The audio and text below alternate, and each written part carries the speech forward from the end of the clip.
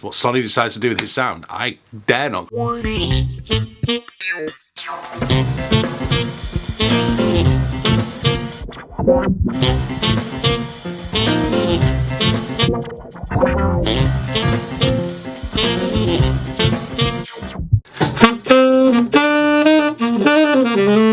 Hi there, welcome along to today's vlog. It's been a while. I'm not being productive with the vlogs at the moment, various different reasons. I will come back to those in due time, but thank you for being here today. Today is the 7th of September, and that marks the 92nd birthday today of the great Sonny Rollins. Now, I did a more in-depth, more researched vlog here on Sonny. You can go back and watch that for some clips from Sonny on the Bridge. If you don't know the story already, Sonny has taken a series of sabbaticals over his career. Sadly, this current one has lasted over 10 years now, and he hasn't played in public since 2012, but I go into a bit more detail. Today, I want to talk about my favourite Sonny Rollins albums. There is a playlist below, but please, if you can, buy some of these albums. Maybe even get them on vinyl, because then you can kind of really listen and really enjoy one of the great masters of the 20th century and the early 21st century. And bizarrely, I'm going to start with an album from the 21st century, the 9/11 concert without a song. Sonny had an apartment not far from the Twin Towers and was actually in his apartment when the planes hit, and he attributes some of his breathing difficulties had in later life to some of the dust that was going around there. Watch this vlog here where Joshua Redman, I talk about an interview Joshua Redman did with Sonny. Technically, it's not Sonny's best album. I think he's playing, as he got older, got brighter and less virile. It starts to sort of, it has a slightly shriller sound. He goes on to these Berg Larsen wide mouthpieces. It's very much a personal taste. For me, give me Sonny Rollins of Way Out West, or Live at the Village Vanguard, or Saxophone Colossus, or even Nuke's Time. They are my Sonny Rollins albums, which I'm going to come to more in a moment, but I mean, I can't, you know, I also, that's my personal preference. What Sonny decides to do with his sound, I dare not criticise it. Sonny's a legend. Something actually I remember Bramford told me about when I had this meeting with Bramford. Sonny used to get his saxophone and just play along to tunes that he heard on the radio. And he, like Stan Getz and Coltrane, apparently has this encyclopedic by-ear knowledge of melodies. And that's something I'm trying to always do with students, is to try and get you to learn as many different melodies as you can on your instrument in all 12 keys, because suddenly if you can play something simple like Twinkle Twinkle Little Star in all 12 keys, or Bar Bar Black Sheep, or Ferro Jacques, or anything like that, anything really simple in all 12 keys, not only can you suddenly quote it in St. Thomas, but you've also got a vast library of melody. And let's face it, one of the things we all want to be able to do when we improvise is improvise melodically. And I don't think you can get a better melodic improviser in jazz on any instrument than Sonny Rollins.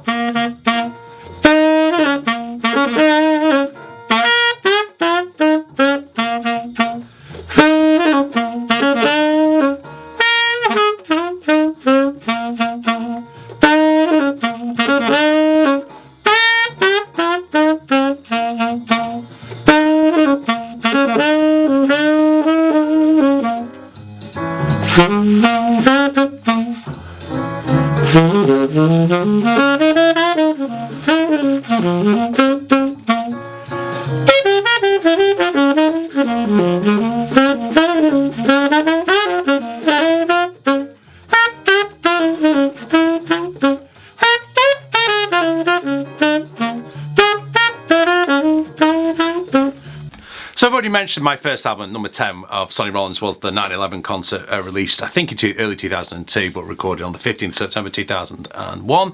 My next album is the 1972 album. Next album came after a 6-year hiatus by Sonny. Some great stuff on there. If you haven't heard the Skylark on that album, go and listen to it. It's incredible. It's just the epitome of Sonny's playing. Next up, number 8, Sonny Meets Hawk. Now, Lucas Stoll, you can watch my interview with Luca here, fellow Bramford student, says that Coleman Hawkins absolutely wipes the floor with Sonny Rollins on this gig, on this album, sorry. I disagree. I think Sonny does all right, but, you know, there's a great letter floating around. I think it's in that previous vlog I just mentioned to you, that Sonny Rollins wrote to Coleman Hawkins. You know, Coleman Hawkins was one of Sonny Rollins' heroes. It's a great album, well worth listening to.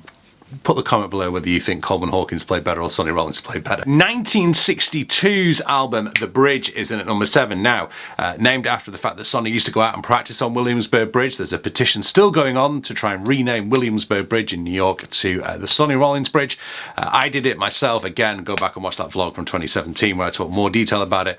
But this has got, he's ditched the piano and he's got Jim Hall in on guitar. It's a different kind of approach, particularly on the bridge. Ba-ba-da-ba-doo-ba.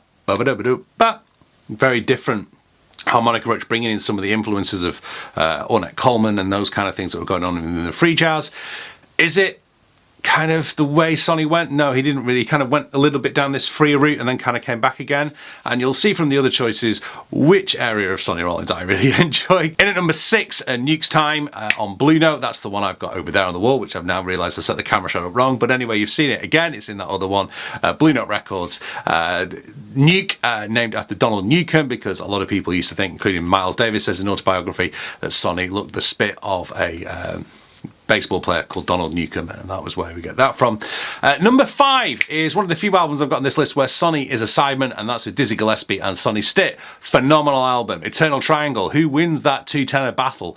Is it Sonny Rollins? Is it Sonny Stitt? Maybe you want to comment below. Number 4, I think the coolest jazz album cover of all time, Way Out West. Sonny's first trio album, no piano in there, very, very different approach. I'm an Old Cowhound, one of my favourites. My son Charlie's now learning to play that on the trumpet. I love that album. I can listen to it all day long. You can go back to Sonny Rollins' stuff, particularly this late 50s stuff, and just hear more and more and more and more and more great songs. You know, the more you listen to it, transcribe some of it. In the next album, Saxophone Colossus, Prestige, this is where you get St. Thomas, which you've already heard me play already today, Tommy Flanagan on the piano, Max Roach on the drums, and I can't remember who on bass. Tenor Madness, and it has to be in there because it's Coltrane and Rollins on their only ever recording together on the tune Tenor Madness. There is other, Paul's Powers It is on there. It's a phenomenal track as well. I really, really, really love that. And my number 1 is A Night at the Village Vanguard, the very first live recording made at the Village Vanguard by Rudy Van Gelder. Sonny Rollins, 1958. I think it's taken over 3 nights. I think it's Sunday afternoon and 2 nights. If you haven't listened to that album, get off YouTube and go and listen to it, okay? It's that important. That's what you should be listening to. So that's what Sonny's done. Let's celebrate that on Sonny's 92nd birthday. I have to say, vinyl still isn't the most convenient way to listen to music. I appreciate that. But sometimes it's nice just to sit down and enjoy an album, isn't it? When was the last time you did that? I hope you've enjoyed this vlog on Sonny Rollins. I'd like to wish Sonny a very, very happy birthday. I'll see you all really, really, really soon.